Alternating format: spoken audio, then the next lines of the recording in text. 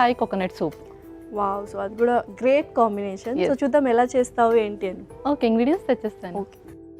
Okay లాస్ ingredients తెచ్చేసాను. Okay, so చక్కగా మష్రూమ్స్ తీసుకొచ్చావు. థాయ్ అనగానే మనకు ఆ పేస్ట్ కంపల్సరీ ఉండాల్సింది, Thai paste. And broccoli use చేస్తున్నావు. కోకోనట్ కాంబినేషన్ అయితే చాలా టేస్టీగా ఉండబోతుంది, అర్థమైపోతుంది. సో ఇది నిమోనియాకి ఎలా హెల్ప్ అవుతుంది? సో ఇక్కడ మనం లెమన్ గ్రాస్ స్టాక్స్ యూజ్ చేస్తాం అనమాట. సో సూప్ మొత్తానికి అదే మనకు హైలైట్. సో అందులో మనకు వైటమిన్ సి ఎక్కువగా ఉండడంతో పాటు న్యూమోనియా ఏదైతే ఇన్ఫెక్షన్ని మనకు రేజ్ చేస్తుందో దాన్ని తగ్గిస్తుంది. అండ్ అలాగే బ్రాకలీలో మనకు మంచి వైటమిన్ సి ఉంటుంది, ఇమ్యూనిటీని బూస్టప్ చేయడానికి హెల్ప్ చేస్తుంది. అండ్ ఎవరైతే మెడికేషన్స్ ఎక్కువ తీసుకుంటారో ముఖ్యంగా యాంటీబయాటిక్, వాళ్ళకి బాడీ కొంచెం డిహైడ్రేట్ అవుతుంది. సో మష్రూమ్స్ ద్వారా బాడీని రీహైడ్రేట్ చేయొచ్చు అండ్ అలాగే బాడీలో pH లెవెల్స్ని మెయింటైన్ చేయొచ్చు. సో ఇదైతే చాలా మంచి కాంబినేషన్. సో ఇటువంటి కాంబినేషన్స్ కోసమే హెల్దీ అండ్ టేస్టీ కంపల్సరీ చూడాలి. బికాజ్ ఎప్పుడు ఒకటే సింగిల్ ఇంగ్రీడియంట్తో వెళ్ళిపోతూ ఉంటాము. ఇలా ఏదైనా డిసీజ్ కండిషన్స్ వచ్చినప్పుడు, క్రోనిక్ కండిషన్స్ వచ్చినప్పుడు ఇటువంటి కాంబినేషన్స్ యూస్ చేసానంటే ఇన్స్టెంట్గా మనకి ఎటువంటి న్యూట్రిషనల్ వాల్యూస్ అవసరము అండ్ ఎటువంటి డెఫిషియన్స్ ఉన్నాయో అవన్నీ మనం కవరప్ చేసుకోవచ్చు. స్టార్ట్ చేద్దాము ప్రాసెస్? స్టార్ట్ చేసేద్దాం. ముందుగా stove on.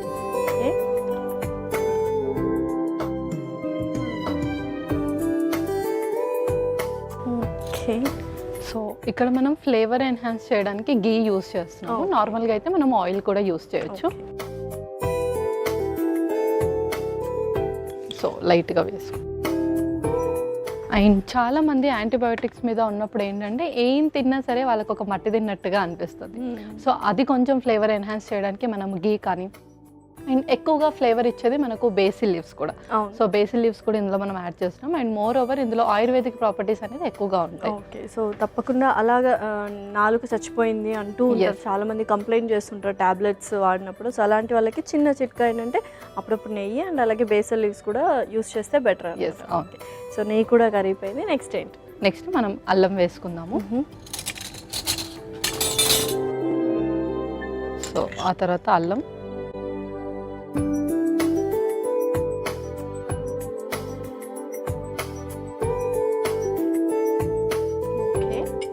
Lemon grass stocks కూడా వేసుకుందాం కొన్ని.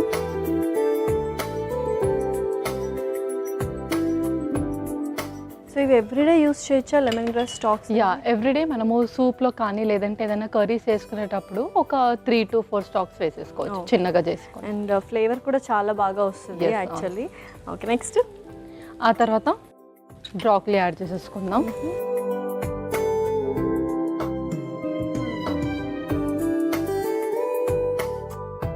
యూజువల్గా బ్రొకలీ ఏంటంటే చాలా ఫార్మ్స్లో యూజ్ చేస్తారు. కొద్దిగా ఇలా లైట్గా సార్ట్ చేసుకుంటారు, కొంతమంది పచ్చిగా తినేస్తుంటారు, జ్యూసెస్లో కూడా యూజ్ చేస్తుంటారు. ఏది బెస్ట్ ఫార్మ్ బ్రొకలీ? అన్ని న్యూట్రియంట్స్, దాంట్లో ఉన్న న్యూట్రియంట్స్ అన్నీ మనకు రావడానికి. సో దాన్ని జస్ట్ బాయిల్ చేసుకొని కొంచెం సార్ట్ చేసుకోవడం బెటర్. సో అలా చేసుకుంటే ఏంటంటే వాళ్ళకి ఫైబర్ కానీ వైటమిన్ సి కానీ ఫోలిక్ యాసిడ్ కానీ ఎక్కువగా లభిస్తుంది. పర్ఫెక్ట్. సో చక్కగా వేగిపోయింది బ్రొకలీ కూడా. నెక్స్ట్ ఏంటి? నెక్స్ట్ కొన్ని మష్రూమ్స్ కూడా యాడ్ చేసుకుందాం.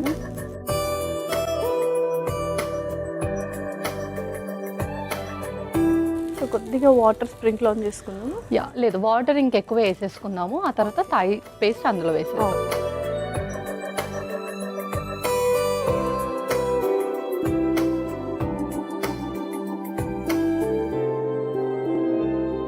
సో యూజువల్గా థాయ్కి సంబంధించిన ఇంగ్రీడియంట్స్ ఏవి ఉంటాయి? ఇట్లా థాయ్ పేస్ట్ కావచ్చు, ఇలా యూస్ చేయొచ్చా ఎక్కువగా? ఎప్పుడైతే మనకు కొంచెం టేస్ట్ బడ్స్ ఎన్హాన్స్ అవ్వడానికి కానీ లేదంటే ఆ ఫ్లేవర్ తెలియడానికి కానీ మనం అప్పుడప్పుడు like monthly once or twice ఇలా మనం పేస్ట్ అనేది యూస్ చేయొచ్చు. ఓకే, సో నెక్స్ట్ అందులో మనము థాయ్ పేస్ట్ వేసేద్దాము.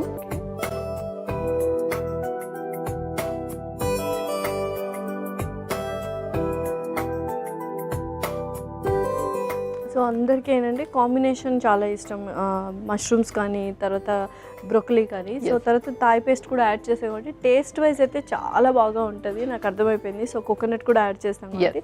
సో నెక్స్ట్ మనం పెప్పర్ అండ్ సాల్ట్ కూడా యాడ్ చేద్దాము. కొంచెం పెప్పర్, అలాగే కొంచెం సాల్ట్, దీంట్లోనే కొంచెం బేసిల్ లీవ్స్ కూడా యాడ్ చేస్తున్నాం. సో దట్ అది బాయిల్ అవుతున్నప్పుడే మనకు ఫ్లేవర్ అనేది తెలుస్తుంది. సో చిల్లీ ఫ్లేక్స్ కూడా యాడ్ చేద్దాము. యా, చిల్లీ ఫ్లేక్స్ అది లాస్ట్కి యాడ్ చేసేద్దాం. మనం సర్వ్ చేసుకున్నాక చిల్లీ ఫ్లేక్స్ యాడ్ చేసేసుకుందాం. పర్ఫెక్ట్. అండ్ ఫైనల్ టైంలో టచ్అప్లో మనం కోకోనట్ మిల్క్ యాడ్ చేసుకుందాం. సో చక్కగా మూత పెట్టి మరగపెట్టుకుందాము. సో దట్ థాయ్ పేస్ట్ కావచ్చు అండ్ బ్రోకలీ అండ్ మష్రూమ్స్ అన్నీ కాంబినేషన్లో చక్కగా జలప్ అయిపోతాయి. ఓకే పల్లవి, ఒకసారి చూద్దామా మరి సూప్ గురించి. యా, చూసేద్దాం. చక్కగా మష్రూమ్స్ కూడా స్ట్రింక్ అయిపోయాయి అండ్ థాయ్ పేస్ట్ ఫ్లేవర్ అయితే బాగా తెలుస్తుంది.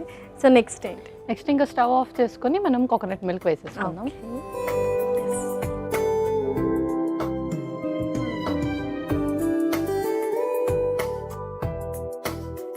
ఓకే, సో నెక్స్ట్ ఇప్పుడు ఇందులో కోకోనట్ మిల్క్ యాడ్ చేసుకుందాం.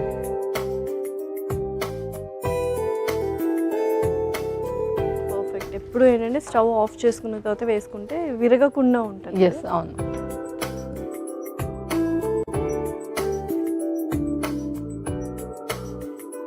సో థిక్నెస్ కూడా కొంచెం యాడ్ అయిపోయింది. Yes. సో సర్వ్ చేసుకున్నాము. యా, ఇంకా మనం సర్వ్ చేసుకుందాం.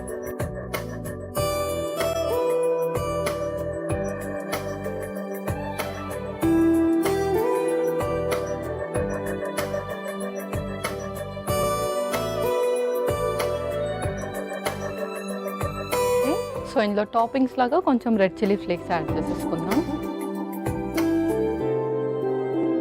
వావ్, సో అమేజింగ్ అరోమా అయితే వస్తుంది.